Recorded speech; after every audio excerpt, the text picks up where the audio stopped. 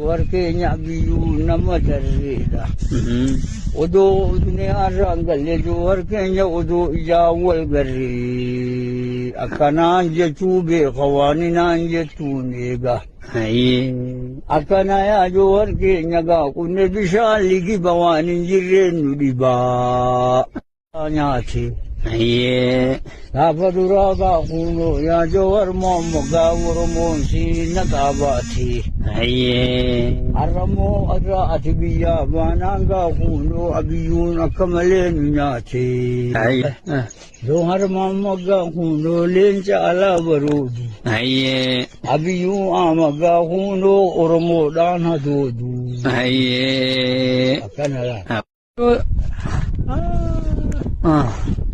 Warma maga kuno kakalen jati adu. Sirisi abiyu jan kakawara botinu nyatu. Hanga su akafete ha tatu ya johar menuti jawadu.